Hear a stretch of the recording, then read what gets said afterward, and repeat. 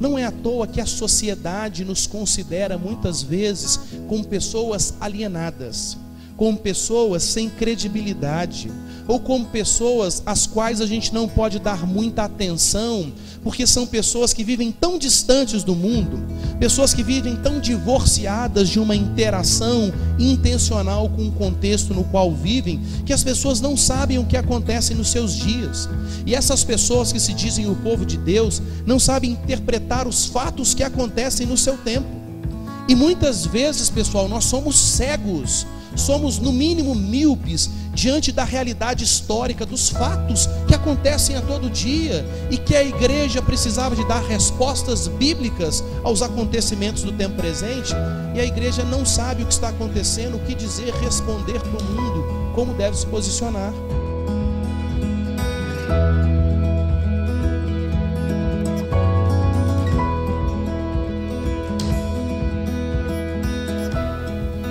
Boa noite a todos, a graça e a paz de Jesus Cristo, o nosso Senhor. Hoje nós estamos chegando na 7ª mensagem da nossa série Biblicamente Contextualizados, e não custa lembrarmos, talvez tenhamos pessoas nos visitando, essa nossa série tem como subtítulo o objetivo para a sua apresentação. Nós estamos buscando fidelidade, e por fidelidade nós entendemos ortodoxia, ou seja, conhecimento profundo e submissão completa das nossas vidas ao que a palavra de Deus nos ensina. E ao mesmo tempo, conjugado com fidelidade, nós procuramos a prática da vida cristã, a ortopraxia, ou seja, relevância, como nós podemos viver a nossa fé, não de uma maneira distante dos nossos dias, não de uma maneira divorciada do nosso cotidiano, mas como a gente pode buscar a prática da vida cristã da maneira mais eficaz, mais significativa, mais impactante possível nos nossos dias. E tudo isso para que eu e você possamos cumprir a missão que Deus estabeleceu para a sua igreja. Grande privilégio, grande honra que a igreja tem de ser agente de Deus no mundo, mas ao mesmo tempo, diretamente proporcional à grande responsabilidade que a igreja tem de ser instrumento nas mãos de Deus para que o mundo conheça sobre a pessoa, a obra e a mensagem incomparáveis de Jesus Cristo. E hoje nós vamos falar um pouquinho sobre a importância da interação cultural, ou seja, nós já falamos sobre o perigo da subcontextualização, ou seja, de nós nos isolarmos da cultura, de nós usarmos o argumento de mantermos santidade, e nessa busca pela manutenção da santidade, a gente se afasta o máximo possível de qualquer coisa dos nossos dias, para não sermos contaminados pelo pecado presente na nossa cultura. E nesse isolamento cultural, nós, de fato, realizamos uma omissão na missão, e assim nós ficamos subcontextualizados, aquém de uma interação com o contexto que nos cerca, que nós deveríamos ter. Por outro lado, nós também já falamos do perigo da supercontextualização, e por supercontextualização nós entendemos a integração cultural. O que é a integração cultural? É quando uma pessoa ela é absorvida por todos os elementos da cultura, não somente os elementos que ainda tem ali a providência de Deus, a graça comum de Deus, aspectos da criação, mas os elementos que são contaminados pelo pecado a partir do pecado original, e que fazem com que a cultura seja completamente viciada, corrompida pelo pecado. Ou seja, um sistema contaminado pelo pecado que a Bíblia chama de mundo. Então já percebemos esses dois extremos. Tanto o isolamento cultural, a subcontextualização, quanto a integração cultural, a supercontextualização, nós temos que nos afastar desses dois extremos. E com base nisso, agora nós podemos entrar, propriamente dito, na disposição bíblica acerca de contextualização. E por contextualização, a partir daquilo que veremos nessa noite, nós vamos entender, eu e você, precisamos e temos o privilégio da parte de Deus de interagirmos com a nossa sociedade, de nos relacionarmos intencionalmente com o contexto no qual nós vivemos, com a cultura na qual nós estamos, mas com uma finalidade: levar o amor de Jesus, levar a esperança de vida que só existe em Jesus e levar a transformação para o caos que vai se instalando na nossa sociedade, que somente os valores de Deus tem a capacidade de produzir. Então, por isso, nós temos o texto de Jeremias, capítulo 29. Jeremias, capítulo 29. Nós temos esse texto diante de nós nesse momento. E esse texto será um dos textos bíblicos que foi escolhido nessa noite, para que nós possamos perceber justamente a importância, a necessidade, o valor da interação com a cultura na qual nós estamos. Se você não tem um exemplar da Bíblia, fique tranquilo, o texto vai ser projetado para que você possa acompanhar conosco.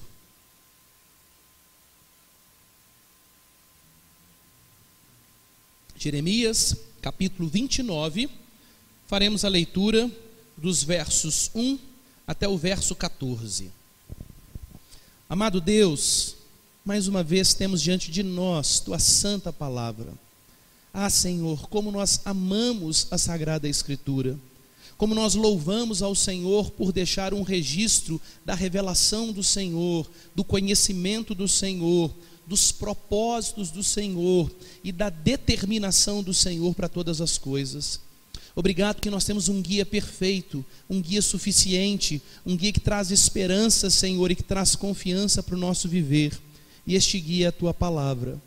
Mas, Senhor, se não houver a iluminação do autor da palavra, se não houver a iluminação do teu Santo Espírito sobre nós, nós teremos talvez um conhecimento técnico acerca da tua palavra, mas não um conhecimento que é transformador da nossa história. Um conhecimento que alimenta as nossas vidas na caminhada contigo. Um conhecimento que aquece a nossa alma e que traz gozo para o nosso coração. É esse conhecimento do Senhor que nós buscamos nesse momento. Por isso, Senhor, fala conosco e nos ajude não apenas a ouvirmos a tua palavra, Deus, com fidelidade, com clareza, com profundidade, mas ajude-nos, Senhor, a praticarmos igualmente a tua palavra, a sermos, Senhor, ouvintes fiéis, aqueles que ouvem e que submetem completamente as suas vidas à determinação perfeita da palavra de Deus. Senhor, nós precisamos de Ti e clamo a Tua bênção, Senhor, sobre este momento onde a Tua palavra vai ser lida, explicada e aplicada sobre as nossas vidas. Oramos no nome santo de Jesus. Amém. Diz assim o texto, Jeremias capítulo 29, a partir do verso 1. São estas as palavras da carta que Jeremias, o profeta, enviou de Jerusalém ao resto dos anciãos do cativeiro, como também aos sacerdotes, aos profetas e a todo o povo que Nabucodonosor havia deportado de Jerusalém para a Babilônia. Depois de saírem de Jerusalém o rei Jeconias, a rainha mãe, os oficiais, os príncipes de Judá e Jerusalém e os carpinteiros e ferreiros. A carta foi mandada por intermédio de Elasa, filho de Zafã, e de Gemarias, filho de Ilquias, os quais Gedeías, rei de Judá, tinha enviado à Babilônia, a Nabucodonosor, e dizia: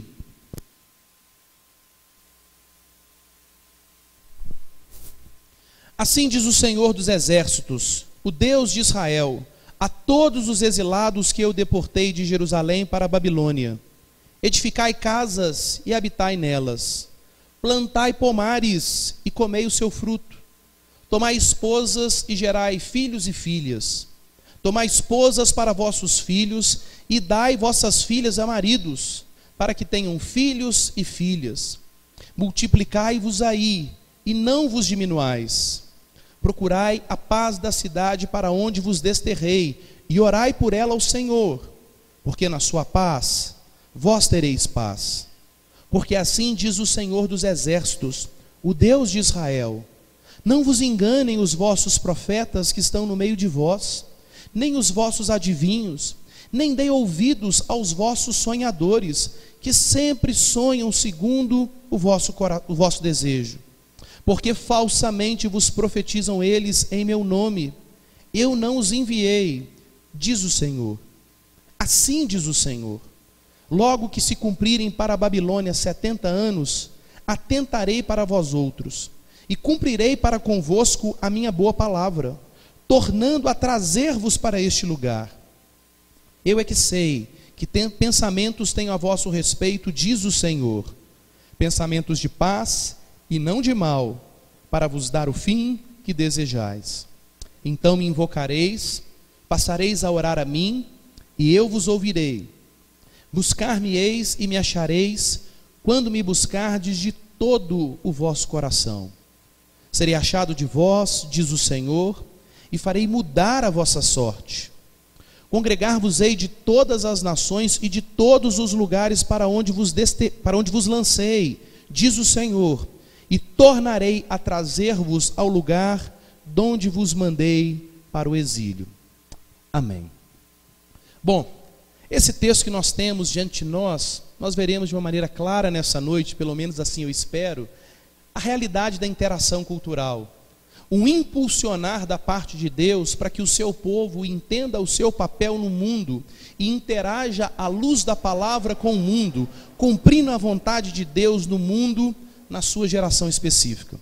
Mas para que a gente possa entender esse texto, existe um recurso de linguagem, existe um recurso da cultura de comunicação daquele tempo, que é muitas vezes utilizado nos textos bíblicos, que nós precisamos entender nesse momento, senão a preciosidade do texto fica aquém, e a gente vai entender muito pouco do que nós deveríamos entender desse texto.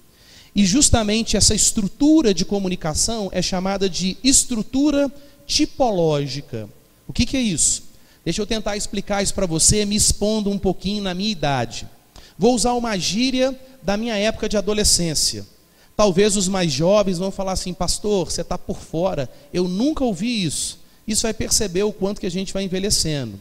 E se acontecer como aconteceu no período da manhã, se você der uma risadinha, você está entregando a sua idade. Então você está se expondo comigo, ok? Então segura o sorriso.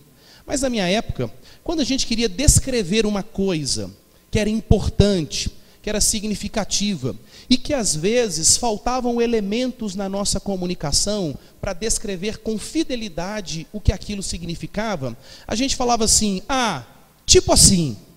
O tipo assim significava, tá vendo? E mesmo assim alguns ainda deram um sorrisinho. Então eu estou entendendo que você é da mesma época do que eu. Então você não pode pegar no meu pé.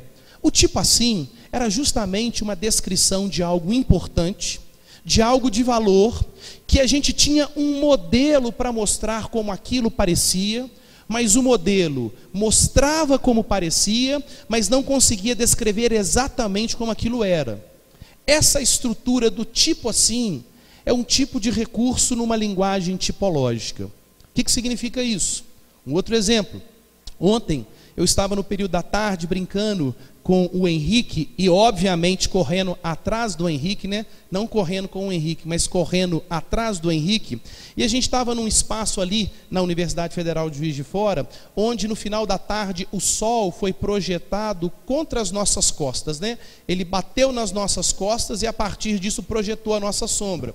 E foi muito interessante que o Henrique começou a ver a sombra dele e eu também vi a minha. E eu percebendo isso, fui mostrando para ele: olha, Henrique, papai mexendo no braço, papai mexendo na perna. Aí ele começou a mexer e ele foi vendo a sombra dele projetada. A sombra é um tipo, a sombra é um modelo. Só existe a sombra porque existe o objeto real. A sombra está vinculada ao objeto, não o objeto necessariamente vinculado à sombra, porque se eu tiro a luz, a sombra deixa de existir, mas o objeto continua existindo. Então a sombra é o modelo, a sombra é o tipo assim, a sombra é o tipo. A sombra sempre aponta para algo maior, para algo para o qual ela deve, nesse caso, exaltar. A existência do modelo, a causa de existir do modelo, da sombra, do tipo, é a realidade, é o objeto, é aquilo que é chamado de arquétipo. Quando nós olhamos para esse texto, nós estamos falando de um período de cativeiro. Nós estamos falando da história passada do povo de Deus, antes da vinda do Senhor Jesus.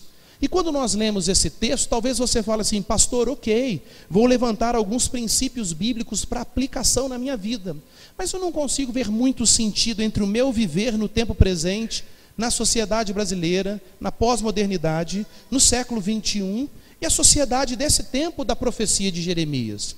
Só que eu quero dizer para você que existe aqui a descrição de um tipo. Existe aqui para nós um tipo assim. existe aqui para nós uma sombra que mostra, a partir de uma ilustração, a partir de uma história real, que foi o cativeiro do povo de Deus nesse período da história de Israel. Esse cativeiro, e não apenas esse cativeiro, assim como o cativeiro egípcio, mas o cativeiro babilônico, muitos anos depois, evidenciam para nós a maneira como o povo de Deus vai caminhar ao longo da história. Se nós olharmos para esse texto, a ilustração do tempo da profecia de Jeremias e do cativeiro babilônico evidencia a maneira como a igreja de Deus, como o povo de Deus vive nesse mundo, até a libertação do cativeiro desse mundo e até o retorno para a morada eterna, até a volta gloriosa de Jesus. Existem muitos textos bíblicos, principalmente no Novo Testamento, que fala que a nossa vida, que a nossa pátria, que a nossa morada não é nesse mundo contaminado, tomado pelo pecado, mas que nesse mundo, eu e você, por exemplo, de acordo com 2 aos Coríntios, capítulo 5, a partir do verso 18, somos embaixadores, ou seja, não pertencemos a essa pátria, mas estamos nessa pátria cumprindo uma função no reino de Deus. 1 Pedro, capítulo 2, no verso 11, vai dizer que eu e você somos peregrinos e forasteiros nesse mundo. E nós veremos ao longo dessa mensagem outras evidências bíblicas que demonstram que eu e você nesse mundo estamos numa terra de cativeiro, mas que nós não somos mais aprisionados pelo dominador desse cativeiro. Nós temos liberdade porque alguém nos libertou. E enquanto estamos nesse mundo, mesmo num período de cativeiro, nós precisamos entender o nosso tempo e precisamos entender como vamos cumprir a missão que nos fora dada pelo nosso Deus. Por que isso é importante? Porque nós vamos ver nesse texto que o povo vai passar por um período de 70 anos aprisionado, longe da sua pátria, longe da sua cultura, sendo dominado por um povo que adora a outros deuses, numa terra estranha, com hábitos estranhos. E uma vez que Deus determinou um tempo maior de cativeiro, um tempo de 70 anos, não adianta o povo correr, não adianta o povo tentar diminuir esse prazo, porque ele for estabelecido por Deus, e assim vai ser cumprido. E talvez diante disso o povo pense: eu nasci numa terra de liberdade, mas vou morrer numa terra de cativeiro. Alguns vão nascer na terra de cativeiro e vão aprender o que é liberdade só muitos e muitos anos depois. Alguns vão nascer no cativeiro e vão morrer no cativeiro. E talvez isso traga desesperança e o povo diga: peraí, eu tenho a tranquilidade da eternidade com Deus, pela aliança de Deus com o seu povo. Mas uma vez que nós estamos numa terra de cativeiro, por causa da quebra da aliança com Deus, por causa da desobediência aos mandamentos do Senhor, por causa do nosso esfriamento na nossa relação com Deus, não tem por que mais viver, não tem mais sentido viver, a vida não tem mais sabor, não tem mais cor, enquanto nós estivermos no cativeiro. E isso traz uma prostração, talvez uma depressão, talvez um abatimento na vida do povo de Deus. E muitas vezes nós pensamos dessa mesma maneira como igreja, pensando: se o que Deus tem preparado para nós na plenitude é a eternidade, se somente na eternidade nós não vamos sofrer mais as contaminações desse mundo, se é somente na eternidade que não vai ter mais choro, mais dor, mais sofrimento, mais lágrima, se é somente na eternidade que não vai haver mais espaço para a ação do diabo, para a existência de uma natureza pecaminosa e para a existência de um sistema corrompido chamado mundo, se somente na eternidade que essas coisas não mais vão existir, não tem razão de ser para nós vivermos aqui. E muitas vezes a igreja se torna apática, se abate e não consegue ter uma vida significativa na sua vivência no tempo de cativeiro. Portanto, se eu e você queremos entender esse texto e perceber o ensino que ele traz, nos impulsionando para o valor, para a importância da interação com a cultura, a primeira coisa que nós precisamos entender é o nosso tempo. Precisamos entender que nessa linguagem tipológica, Deus usa essa ilustração do fato que aconteceu no cativeiro babilônico para servir de modelo para a minha vida e para a sua vida, da maneira como nós devemos nos posicionar no cativeiro desse mundo, enquanto o Senhor não volta, enquanto as 70 semanas não se cumprem, se fôssemos usar linguagem de profetas como do profeta Daniel. Assim, de acordo com essa realidade, se eu e você queremos ter uma vida de interação com a cultura, e se queremos perceber biblicamente que esse é um impulsionar de Deus para as nossas vidas, a primeira coisa que nós precisamos entender para sermos biblicamente contextualizados, ou seja, para interagirmos à luz da Bíblia com a cultura, é discernirmos a realidade histórica na qual nós vivemos. Se você observar os primeiros 4 versos relatam a realidade histórica, o momento do povo de Deus nesse instante específico da profecia do profeta Jeremias. E o que é muito significativo perceber é que eles estão, a partir de agora, saindo de uma ilusão na vivência da fé, saindo de uma alienação na sua relação com Deus, deixando de vivenciar coisas absurdas na aliança com Deus, e eles começam a entender a realidade histórica, eles conseguem ter discernimento espiritual do momento histórico no qual eles estão. E a partir desse momento histórico, eles começam a ser preparados por Deus para cumprirem o propósito de Deus nas suas vidas e através das suas vidas nesse tempo de cativeiro. Infelizmente, essa realidade muitas vezes não tem sido observada pela igreja de Deus no tempo presente. E quando nós olhamos para a igreja de Deus, não é à toa que a sociedade nos considera muitas vezes como pessoas alienadas, como pessoas sem credibilidade, ou como pessoas às quais a gente não pode dar muita atenção, porque são pessoas que vivem tão distantes do mundo, pessoas que vivem tão divorciadas de uma interação intencional com o contexto no qual vivem, que as pessoas não sabem o que acontece nos seus dias. E essas pessoas que se dizem o povo de Deus, não sabem interpretar os fatos que acontecem no seu tempo. E muitas vezes, pessoal, nós somos cegos, somos no mínimo míopes diante da realidade histórica, dos fatos que acontecem a todo dia, e que a igreja precisava de dar respostas bíblicas aos acontecimentos do tempo presente, e a igreja não sabe o que está acontecendo, o que dizer, responder para o mundo, como deve se posicionar. Exemplo, certa vez quando eu estava no seminário, tive um grande amigo, e ainda considero-o como amigo, e ele disse o seguinte: olha, o que eu vou fazer quando eu me tornar pastor, eu vou fazer de tudo para que a igreja não se relacione o máximo possível com as coisas desse mundo. Esse negócio de universidade, esse negócio de artes, esse negócio de esportes, esse negócio de cuidado do corpo, esse negócio, e foi falando várias coisas, isso só aprisiona a igreja, isso é a maneira do tempo presente trazer domínio e escravidão sobre a igreja. E aí a gente começa a perceber, talvez o grupo social que menos leia, e talvez a gente não possa afirmar isso, porque esse grupo ainda diz ler a sua Bíblia, diz ler o seu livro religioso, mas talvez se não fosse isso, o grupo que menos lê, talvez na nossa sociedade, seja o grupo chamado igreja. E aí ele falou o seguinte, e o que mexeu comigo nessa expressão dele foi o seguinte: eu só vou permitir, ou pelo menos eu só vou incentivar que os membros da minha igreja só leiam livros cristãos, porque dá muito trabalho, porque outros livros corrompem às vezes a mentalidade das pessoas.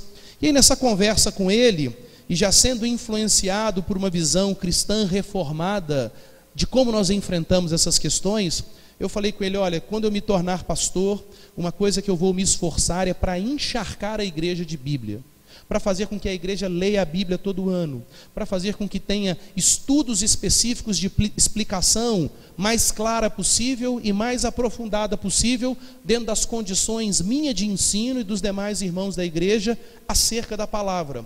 Tem que ter Bíblia de manhã, de tarde e de noite. Tem que ter Bíblia de domingo a domingo, porque se eles estiverem encharcados da palavra, se eles tiverem uma compreensão profunda da palavra de Deus, como grande árbitro nos seus corações, eles podem ler o que eles quiserem. Eles podem ir em qualquer apresentação artística, eles podem ter qualquer tipo de interação com questões de esportes ou de outras modalidades, porque eles vão saber ter um posicionamento à luz da Bíblia. Eles vão usar a Bíblia como um filtro para deixar passar aquilo que é a graça comum de Deus, presente em todas essas áreas, mas para reter e para impedir que ganhe espaço na vida dele, na família dele, na igreja local aonde ele pertence, qualquer aspecto que está viciado, contaminado pelo pecado na cultura. E o único capaz de fazer esse filtro é a palavra de Deus. Portanto, eles precisam estar cheios de Bíblia. Qual que é o problema dos nossos dias? Acontece uma catástrofe. Você vê a igreja se desesperando. Ao invés da igreja pegar as lentes, por exemplo, de Mateus 24 e 25 e entender, à luz desses textos proféticos, à luz desses textos escatológicos deixados por Jesus, o que está acontecendo no nosso tempo. A igreja vai conseguir colocar as lentes da palavra e a partir da palavra ela vai ler o seu tempo. Ela vai se posicionar na sua geração e ela vai trazer respostas segundo os valores do reino de Deus para as demandas do seu tempo. Portanto, se eu e você queremos ser biblicamente contextualizados, se eu e você queremos interagir com a cultura de maneira a honrarmos ao nosso Deus, a primeira coisa que nós precisamos fazer é não vivermos alienados do tempo histórico.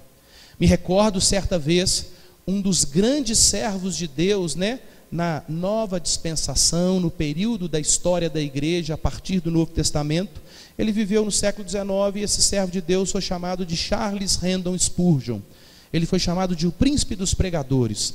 Spurgeon dizia algumas coisas fantásticas. Uma das coisas que ele dizia é o seguinte: o pregador precisa ter a Bíblia na sua mão, e no tempo de Charles Spurgeon isso era o máximo. Hoje a gente falaria de forma diferente, mas vamos fazer adaptação na distância temporal, ok? Ele falava o seguinte: a igreja precisa ter, o pregador precisa ter a Bíblia em uma de suas mãos e o jornal na outra.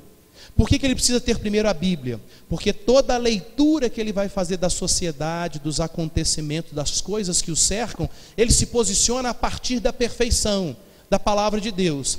Mas cheio da Bíblia no seu coração, ele vai ler o jornal e ele começa a entender o seu tempo, e ele começa a se posicionar biblicamente diante das questões do seu tempo. Portanto, eu e você precisamos ser biblicamente contextualizados. E para sermos biblicamente contextualizados, eu e você precisamos sair de uma alienação. Precisamos entender à luz da palavra, com profunda intimidade com o Espírito Santo, para nos guiar à luz da palavra, em como nós vamos nos posicionar no momento histórico no qual nós vivemos. Segundo ponto que esse texto nos mostra. E aqui, pessoal, parece, e esse segundo ponto está dos versos 5 até o verso 7. Nós vamos perceber que a contextualização bíblica, ela acontece porque Deus nos manda interagir com a cultura. Se nós observarmos esses três versos, nesses três versos existem ordens de Deus, determinação de Deus para que a igreja interaja, para que o povo de Deus interaja com a cultura. E o que parece nesses versos, e nós vamos lê-los agora, é que Deus nos coloca numa posição certa, nos dá os equipamentos de segurança. Exemplo, alguns familiares meus, alguns dias atrás, mandaram um vídeo. Eles estavam num hotel fazenda, assim, muito legal, muito interessante, e lá tinha tirolesa. Aí um dos familiares tomou coragem, colocou os equipamentos de segurança, ouviu as instruções do profissional que estava ali, dando o suporte, chegou diante daquela vista linda, tinha um lago lindo assim, uma mata ao redor, uma coisa linda assim na filmagem, no vídeo, e a pessoa queria ir, mas ao mesmo tempo estava com medo, sabia que já estava protegido, mas estava com medo, queria ter aquela sensação de prazer, aquela adrenalina dentro de uma estrutura de segurança, mas estava com medo, até que chega o instrutor e fala assim, ele vai conversando, mas o instrutor vai conversando e didaticamente ele vai empurrando, até que a pessoa toma coragem e vai. Mas na minha época, quando eu era criança, na hora de pular na piscina, tinha um amigo meu, fala assim, não sei se eu vou, se eu não vou, então vai, e pum, e te empurra. Depois que você mergulha, você fica feliz, você venceu o medo, tal. Mas até aquele momento acontecer, aquele empurrãozinho vai bem. Parece nesse texto que Deus não está dando um empurrãozinho na igreja, não. Parece que nesse texto Deus está fazendo assim, vai, povo meu, interaja com a cultura, cumpra a minha vontade no tempo presente, independente da circunstância, independente de ser cativeiro ou não. E para nós que usamos muita linguagem da aliança, a aliança de Deus, que é a base sobre a qual Deus estabelece o seu relacionamento com o seu povo, que é sintetizada já na criação, em 3 modalidades: aquilo que nós chamamos de mandato espiritual, relacionamento das pessoas com Deus; aquilo que é chamado de mandato social, relacionamento entre as pessoas; e aquilo que é chamado de mandato cultural, relacionamento das pessoas com o mundo no qual elas estão. Está claramente, didaticamente presente nesse texto. Acompanhem comigo. Olha Deus dando um primeiro empurrão: igreja, cumpram o mandato cultural. Igreja, interajam à luz da palavra, cumprindo os meus propósitos intencionalmente com a sociedade na qual vocês estão. Para usar uma linguagem muito cara para a nossa igreja, tenham conexão com o mundo.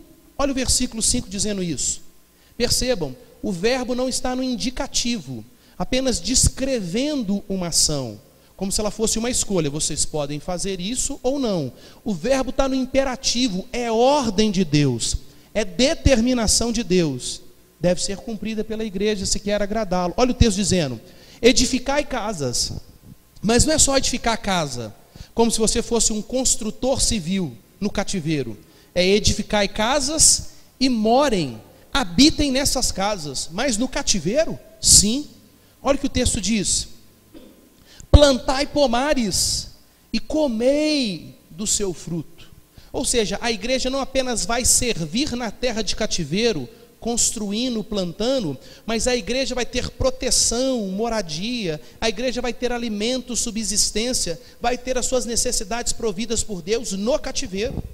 Lembrando que a palavra cultura vem do latim colere, que significa cultivar a terra, manusear a terra, interagir com o mundo, com a terra criada por Deus.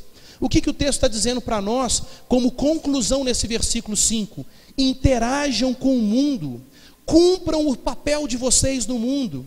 E para nós que conhecemos a totalidade da palavra de Deus, como que eu e você cumprimos o mandato cultural? Como que eu e você vamos interagir biblicamente com o mundo no qual nós estamos? Como que eu e você vamos ter uma conexão intencional e abençoadora com o mundo, mesmo que seja numa terra de cativeiro, como nós vivemos no tempo presente? Através de uma estrutura que Deus criou chamada trabalho. O trabalho foi criado por Deus como bênção. Veja isso em Gênesis 1, capítulo 1 e capítulo 2. O trabalho sofre as consequências do pecado original. Começa a acontecer com fadiga, com cansaço, com desgaste. Mas em Jesus Cristo, a partir da promessa do Messias, pode existir e deve existir uma visão restauradora do trabalho, onde nós não trabalhamos simplesmente para ganhar o nosso salário. O ganho financeiro, o sustento proveniente do trabalho, é algo criado por Deus como uma consequência, um resultado positivo do trabalho. Mas a razão do trabalho existir, em última conta, é manifestar amor a Deus, manifestar amor às pessoas, manifestar amor e transformação do mundo, através do cumprimento da vocação que Deus nos dotou para exercer.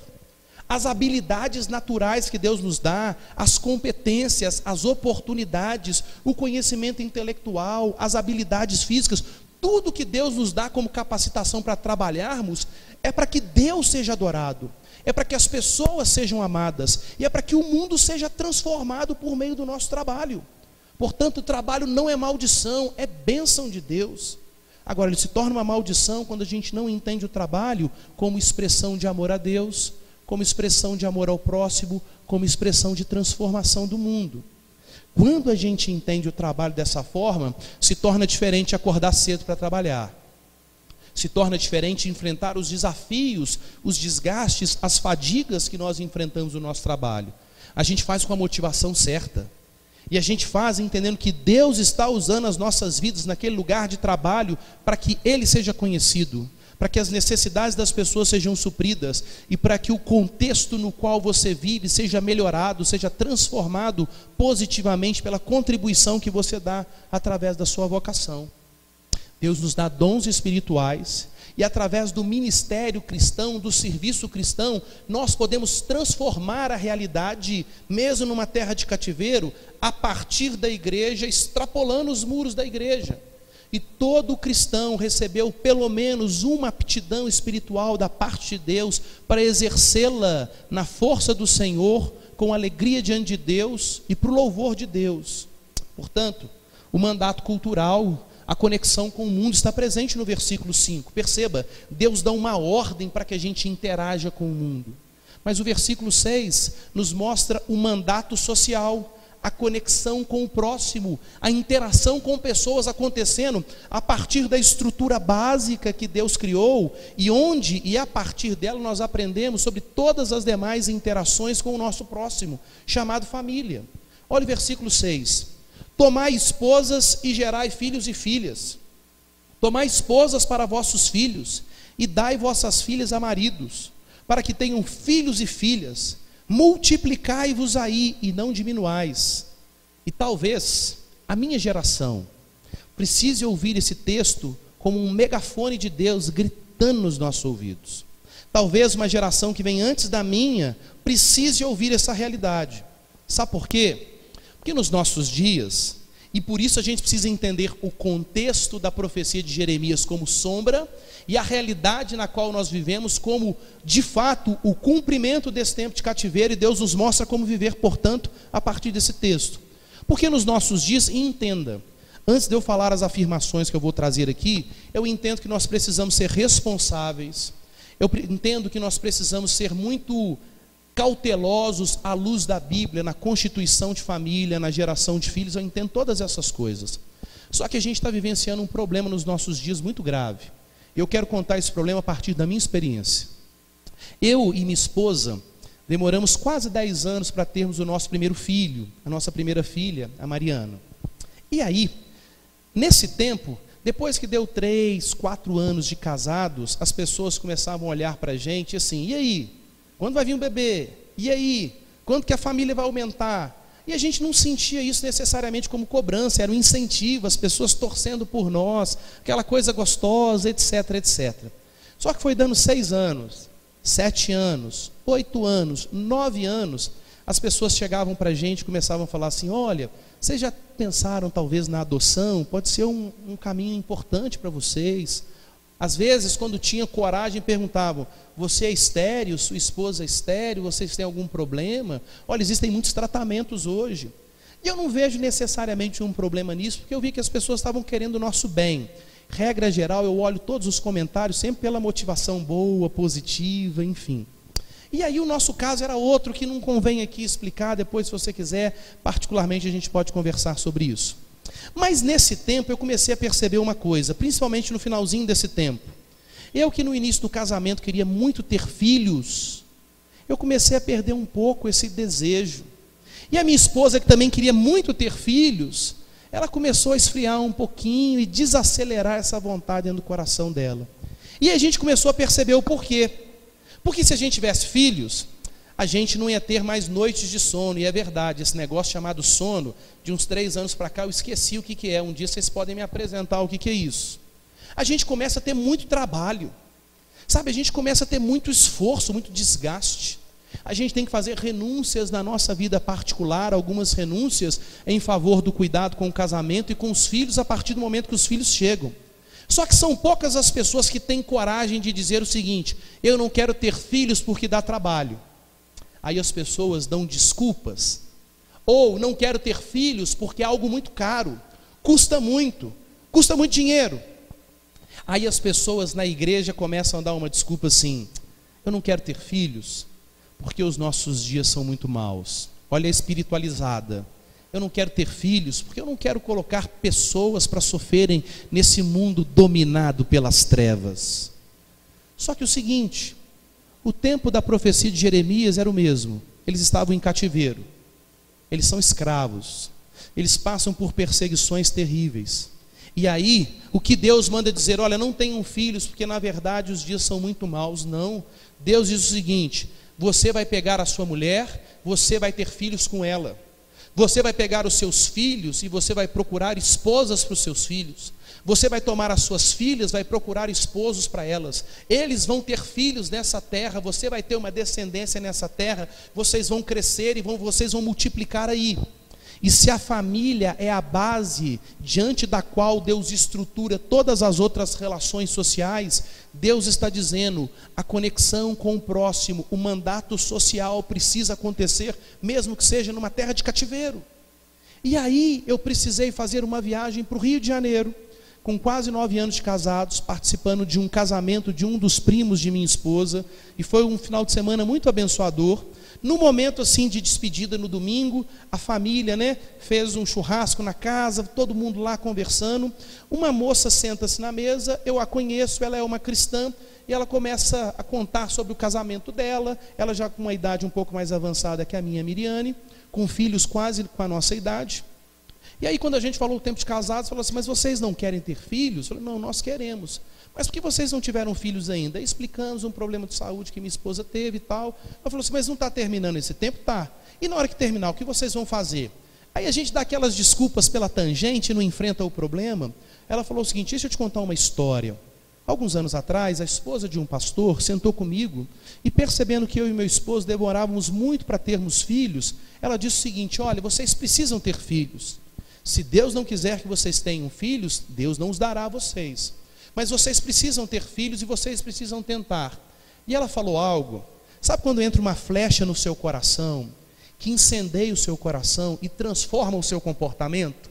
Foi isso que aconteceu naquele momento. Ela disse o seguinte, olha, a esposa daquele pastor diz, vocês precisam ter filhos, porque Deus vai usar os seus filhos para que a geração dos seus filhos ouça o evangelho na linguagem deles. E ela falou, nós não somos aliancistas, não acreditamos que Deus é o nosso Deus e o Deus da nossa descendência no decurso das gerações. Nós não acreditamos que as crianças não são a igreja do futuro, mas já são a igreja do presente, porque já fazem parte do pacto com Deus conosco e com a nossa descendência. E a primeira coisa que eu aprendi, que eu decidi naqueles dias, eu vou ter filhos, só não os terei se Deus não quiser, mas eu vou ter filhos para que a geração dos meus filhos ouçam sobre a pessoa, a obra e a mensagem de Jesus Cristo no tempo deles, na linguagem deles, da maneira mais contextualizada possível. Segunda coisa que eu aprendi tendo filhos, eu aprendi do amor de Deus por nós, a paciência que Deus tem conosco, as entregas que Deus faz por nós, o carinho que Deus tem conosco, porque a paternidade nos ajuda muito a entender essas questões. Portanto, o mandato social está aqui. Tenham filhos no cativeiro. Isso é para a minha geração. Nós cremos que Deus é soberano. Nós cremos em última instância que quem guarda os nossos filhos não são as cercas dos condomínios, não são os seguranças que nós contratamos, não são as armas que nós podemos ter o porte em breve ou não, mas que no final das contas quem guarda é o Senhor. Se nós cremos que Deus cuida da nossa casa, se nós cremos que Ele é o soberano, só acontece com a nossa casa aquilo que for a vontade de Deus. Vai cumprir o propósito de Deus. Portanto, tenhamos filhos, tenhamos essa coragem. A geração que vem depois de mim está querendo ter, e por favor pessoal, animais de estimação, animais domésticos são bênçãos de Deus para nós, traz carinho, aquela alegria na casa. Deus na criação faz a distinção entre animais selváticos e animais domésticos, justamente para isso, ok? E não quero me aprofundar, mas a geração que vem antes da minha, que é ter gato, cachorro, periquito, paga plano de saúde, leva no veterinário, vai fazer compra de supermercado, leva para salão de beleza de cachorro. E eu falei isso há um tempo atrás. Daqui a pouco nós vamos ter um problema na igreja, nós vamos ter que ter pet shop na igreja. E as pessoas vão achar que o cuidado com os seus animais domésticos são o cuidado que teriam como se fosse com uma vida humana, com alguém que tem a imagem e semelhança de Deus. Esses absurdos, sem perceber, eles estão entrando numa geração, na mente e no coração de uma geração que vem após a minha. E aí o mandato social não vai acontecer, sabe por quê? Eles vão falar o seguinte, não, ter filho é caro demais. Você não crê que Deus é o provedor da sua vida, da sua família? Deus pode não dar riquezas para os seus filhos. Talvez você não vai conseguir dar aquela casa no condomínio de luxo que você gostaria de dar para os seus filhos. Talvez você não vai conseguir dar o carro que você gostaria de dar para os seus filhos. Talvez seu filho não vai estudar nas melhores escolas do mundo. Mas o necessário para que os nossos filhos tenham vida digna, com sobrevivência e subsistência, isso vai nos ser dado por Deus. Porque o justo não vai mendigar o pão. Nós cremos nisso da boca para fora ou nós cremos com atitude? A gente vai ter que ter a coragem de dizer, filho, dá muito trabalho. Mas essa sociedade, e principalmente a geração que vem antes da minha, é cada vez mais egoísta, cada vez mais narcisista, cada vez mais individualista e não quer ter o amor de doação, de sacrifício, amor esse que recebeu dos seus pais, de suas mães, dos seus responsáveis. Ou a gente começa a lidar com seriedade com as coisas de Deus, ou nós vamos ter problemas sérios. E talvez a gente vai ficar mais tempo no cativeiro que a gente deveria ficar. E talvez a gente vai sofrer mais no cativeiro do que a gente deveria sofrer. por causa da nossa rebelião, da nossa falta de confiança em Deus. Mas vamos caminhar, só esse versículo 6 dá uma pregação sozinho.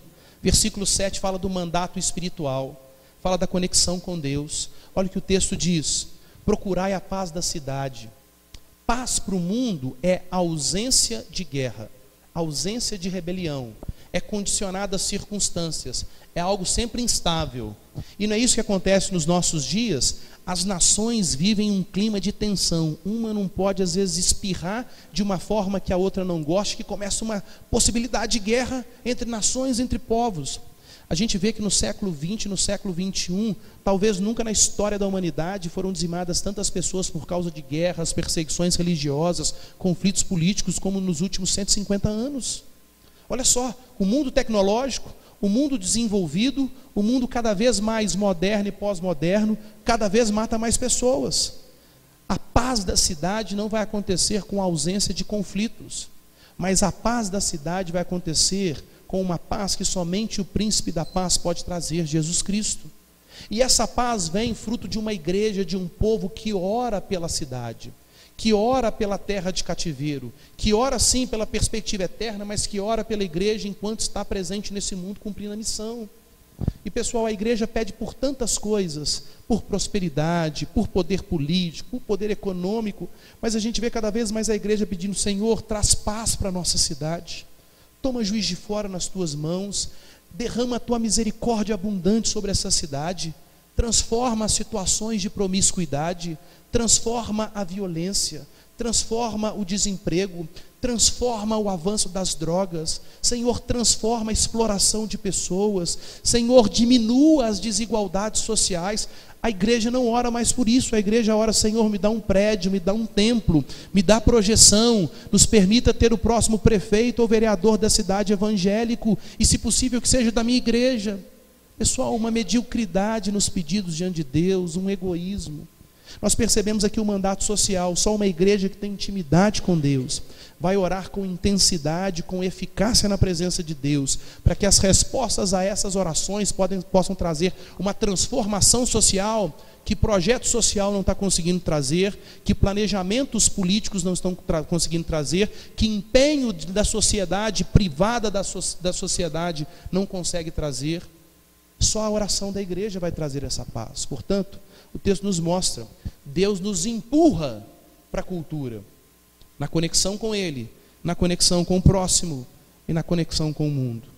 Mas para que isso aconteça, para que tenhamos uma vida de interação com a cultura correta, a palavra de Deus, e esse é o terceiro elemento, precisa ser muito bem compreendida e praticada por nós. Olha o que o texto diz no verso 8 e 9: porque assim diz o Senhor dos exércitos, o Deus de Israel: não vos enganem os vossos profetas que estão no meio de vós, nem os vossos adivinhos, nem deis ouvidos aos vossos sonhadores, que sempre sonham segundo o seu desejo.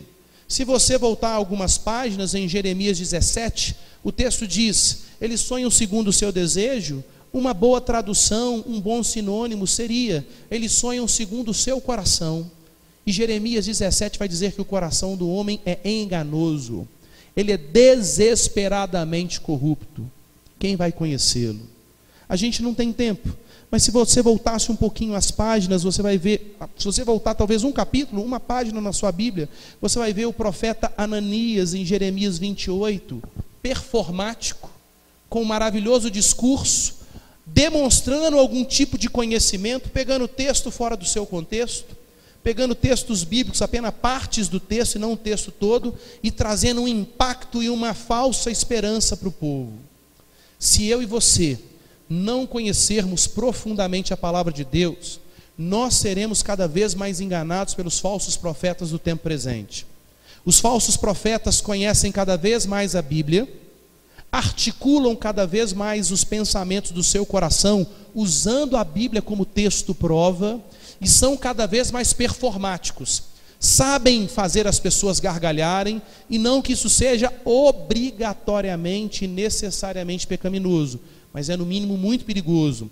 Sabem fazer as pessoas chorar, estudam neurolinguística para que na comunicação consigam chegar no máximo controle possível diante do seu auditório, e fazem com que as pessoas realizem o que eles querem. com exploração financeira, com situações vexatórias, com problemas os mais diversos. Exemplo, uma determinada denominação no Brasil, que se diz evangélica, exigia dos seus líderes que para que eles se tornassem pastores, eles fizessem a cirurgia de vasectomia. Você fala assim, absurdo. Eu conheci uma dessas pessoas alguns dias atrás. O discurso é tão bem feito, a emoção que é trazida para o coração dessas pessoas é tão grande, que a pessoa é dominada e faz esses absurdos, e só depois que ela sai dessa estrutura religiosa de dominação, é que ela percebe como eu segui falsos profetas há tanto tempo. Você acha que uma pessoa que pega os seus bens todos e entrega numa igreja, fruto de um emocionalismo, de uma suposta campanha da fogueira santa, fazem isso porque necessariamente são desprovidas de conhecimento mínimo? Essas pessoas são envolvidas num discurso extremamente forte, performático, muito bem articulado. Ai de mim e de você, se não conhecermos profundamente a palavra. Nós somente vamos vencer essas falsas profecias e assim interagirmos corretamente com a cultura se o nosso coração estiver dominado de Gênesis 1:1 a Apocalipse 22:21, toda a palavra de Deus. Quarto ponto, a interação com a cultura deve acontecer por parte do povo de Deus que tem o conhecimento do futuro glorioso que Deus tem para a igreja. E assim, eu queria que você olhasse comigo primeiramente os versos 11 e 14. O texto diz assim: eu é que sei que pensamentos têm a vosso respeito, diz o Senhor, pensamentos de paz e não de mal, para vos dar o fim que desejais. Primeira parte do versículo 14: serei achado de vós, diz o Senhor, e farei mudar a vossa sorte. Congregar-vos-ei de todas as nações e de todos os lugares para onde eu vos lancei, ou seja, eu vou tirar vocês do cativeiro, vou trazer vocês de novo para a terra que eu prometi, e ali vocês serão o meu povo santo, com todas as estruturas restabelecidas, os muros da cidade reconstruídos, demonstrando a cidade voltou a ser forte. Nela pode existir organização social, nela pode existir prosperidade, nela pode existir paz, e o templo vai ser reconstruído, demonstrando Deus habita no meio desse povo. O povo volta a adorar ao Senhor de maneira legítima e de maneira agradável, e basta ler os livros de Esdras, de Neemias, que você vai ver que Deus vai cumprir isso. E aí o texto diz: diz o Senhor, e tornarei a trazer-vos ao lugar donde vos mandei para o exílio. O que nós percebemos nesse texto? O que Deus tem preparado para o seu povo? Libertação do cativeiro, segurança numa vida e num lugar perfeitos por toda a eternidade. Sabe o que acontece com a igreja muitas vezes? A igreja, cada vez mais seduzida pelo mundo, ela vai perdendo a perspectiva da eternidade, e aí cada vez ela vai sendo mais dominada pelos aspectos pecaminosos do tempo presente. Só tem um jeito de eu e você interagirmos corretamente com a cultura, e isso só vai acontecer quando nós também tivermos a perspectiva daquilo que nos espera, daquilo que está logo ali, daquilo que está na eternidade com Deus. Precisamos viver da maneira mais intensa para a glória de Deus no tempo presente, mas eu preciso entender, as minhas bases não estão aqui, o meu fundamento não está aqui, a minha esperança não está aqui, o sentido da minha vida não está nesse mundo perdido, mas está na eternidade com Deus. E outra coisa linda que a gente percebe nesse texto é, quando que o povo de Deus começa a experimentar essas realidades? Segurança e gozo para a eternidade, mesmo não vendo nada disso ao seu redor, porque está numa terra de cativeiro. O texto nos diz no verso 10, assim diz o Senhor, logo que se cumprirem para a Babilônia 70 anos, atentarei para vós outros, e cumprirei para convosco a minha boa palavra, tornando a trazer-vos para este lugar. Ou seja, Deus tem um tempo determinado para o propósito dele na nossa vida. Enquanto esse tempo não for cumprido, não adianta nós pegarmos algum atalho, tentarmos dar um jeitinho, nós vamos ter problemas. Portanto, a gente precisa entender o tempo que nós vivemos, o propósito da nossa vida. Como Paulo disse em 2 Coríntios capítulo 4, a nossa leve e momentânea tribulação. O tempo de vida nessa vida é uma leve e momentânea tribulação. Mas momentânea, peraí, 70 anos, 80 anos de vida, 100 anos de vida, 40 anos de vida, isso não é algo momentâneo. leve tribulação, perseguição, mentiras, injúrias, perdas materiais, perdas emocionais por causa da fé, isso é leve? Se a gente não tem a perspectiva da eternidade, é algo extremamente pesado, e é algo extremamente longo. Mas como Paulo tinha a perspectiva da eternidade, do futuro glorioso que aguardava, e que ele apenas estava cumprindo o seu tempo de cativeiro, ele vai dizer, porque a nossa leve e momentânea tribulação produz em nós um eterno peso de glória, acima de toda comparação. Ou seja, Paulo tem a noção do eterno peso de glória, de uma eternidade com Deus, de uma vida incomparável com o Senhor para a eternidade. Se nós não tivermos a perspectiva da eternidade, a gente não consegue viver na terra do cativeiro. E não estou dizendo que essa é a única causa. Existem outras razões de ordem biológica, de ordem social, mas muitas das angústias, dos problemas da alma que muitas pessoas passam dentro da igreja, não é por um problema talvez hormonal, não é necessariamente por um problema biológico, e não é necessariamente por um trauma que passou, é simplesmente porque perdeu a perspectiva da eternidade, e aí quer dar sentido para a sua vida nesse mundo, mas quer viver segundo os padrões do reino de Deus, vai dar conflito. Versículo 12, então me invocareis, passareis a orar a mim, e eu vos ouvirei. Enquanto nós não invocarmos a Deus no cativeiro, reconhecendo a autoridade máxima que Ele tem sobre todas as coisas, e por isso o termo invocar, a nossa vida não é transformada no cativeiro. Enquanto a gente não deixar o domínio de Deus ser estabelecido sobre todas as áreas da nossa vida no cativeiro, nós vamos ter problemas no cativeiro. Agora, quando a gente invoca o Senhor e passa a buscar a Deus por meio da oração, Deus está dizendo o seguinte: eu vou ouvir, eu não vou simplesmente escutar, mas eu vou pesar cada palavra de vocês, e eu vou trazer resposta para as orações de vocês. Nós temos a assistência de Deus no cativeiro, basta que oremos e que busquemos ao Senhor. Versículo 13, buscar-me-eis e me achareis quando? Quando me buscardes de todo o vosso coração. Enquanto eu e você no cativeiro não entregarmos 100% da nossa vida ao domínio de Jesus Cristo, a gente vai ter problemas sérios. Mas quando a gente entrega 100% do nosso viver ao controle de Deus, aí nós vamos ser achados por Deus.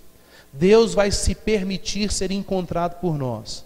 E não tem ninguém que se encontra com o Senhor Deus, com os corações abertos, que não tem a vida transformada, plenitude de alegria, toda a provisão para todas as necessidades, e vai entender que os sofrimentos que passa não é pelo distanciamento de Deus ou pelo abandono de Deus, é porque Deus vai cumprir algum propósito na nossa vida através desse sofrimento do cativeiro. Porque afinal de contas, todas as coisas cooperam para o bem daqueles que amam a Deus. Assim, como é que fica a nossa vida diante dessa situação? Mesmo em um mundo tão mau, é correto aos olhos de Deus que eu me isole desse mundo? À luz desse texto, é impossível, não é só difícil, é impossível um cristão dizer que não deve ter um relacionamento intencional com a cultura, respeitando os padrões bíblicos para cumprir a missão de Deus, mesmo que esteja no cativeiro. Portanto, nós não podemos nos furtar a isso. Eu e você, nós temos interagido da maneira correta com a cultura? Eu e você temos interagido biblicamente com o mundo que nos cerca? Eu e você estamos cumprindo um mandato espiritual? Temos profunda comunhão com Deus? Comunhão essa que através do nosso testemunho traz um impacto na sociedade? Eu e você temos conexão com o próximo, um relacionamento intencional com as pessoas que leva os valores do reino de Deus para suprir as suas necessidades? Eu e você temos tido conexão com o mundo. O nosso trabalho e o nosso ministério cristão são ferramentas poderosas nas mãos de Deus para trazer a transformação com os valores do reino de Deus para essa terra de cativeiro. O pior cativeiro que uma pessoa pode experimentar não é o cativeiro geográfico, está preso numa terra e não conseguir sair. Uma pessoa que não é daquele país e fica ali aprisionado enquanto não consegue uma liberação daquele país para sair. Deve ser terrível esse cativeiro, essa prisão geográfica. Não é o cativeiro político, pessoas são presas por causa de ideologias políticas e às vezes têm sua liberdade cerceada por causa de uma maneira como se posiciona politicamente. O pior cativeiro não é o cativeiro econômico. onde a pessoa, por causa de uma dependência financeira, fica subordinada a questões vexatórias, violências emocionais e às vezes até violências físicas por causa disso. Deve ser absurdo, e a gente sabe que isso acontece no nosso país. O pior cativeiro não é o cativeiro social, que por causa de uma distinção de classes sociais, você se subordina a determinadas coisas simplesmente para sobreviver. Sabe, às vezes funcionários de determinadas categorias são humilhados pelos seus patrões e por causa de uma necessidade, de uma discrepância social, tem que se submeter a coisas mais terríveis. Esses cativeiros são terríveis. Mas o pior cativeiro, a pior escravidão que uma pessoa pode ter na sua vida é a escravidão espiritual. E essa escravidão espiritual só tem um jeito de ser vencida. Só tem uma pessoa que pode vencê-la. E essa pessoa é o Senhor Jesus. Quando que Deus muda a nossa sorte? No versículo 14. Quando que Deus transforma a nossa história? Quando Deus traz verdadeira e real liberdade para o nosso viver. Uma liberdade que as prisões desse mundo não conseguem tirar, que as batalhas desse mundo não conseguem tirar. Quando que isso acontece na nossa vida? Isso acontece quando nós conhecemos a Jesus Cristo e rendemos a nossa vida ao senhorio de Jesus Cristo. Olha que coisa interessante que Colossenses 1,13 nos diz: Ele nos tirou do império das trevas, Ele nos arrancou da terra de cativeiro e nos transportou para o reino do Filho do seu amor, para o reino do amor, para o reino da paz, para o reino das bênçãos, para o reino da verdadeira liberdade. Dessa forma, eu e você podemos e devemos ser livres em Jesus Cristo, mesmo vivendo no cativeiro desse mundo ainda contaminado pelo pecado. Mas para que isso aconteça, eu não tenho que apenas ter um conhecimento acerca de Jesus, eu preciso render a minha vida a Jesus. Ele tem que ser o dono da minha vida, a razão do meu viver. Que Deus nos abençoe e que o Senhor nos ajude a termos verdadeira interação com a cultura, visando o cumprimento da missão, para a glória do Senhor. Amém.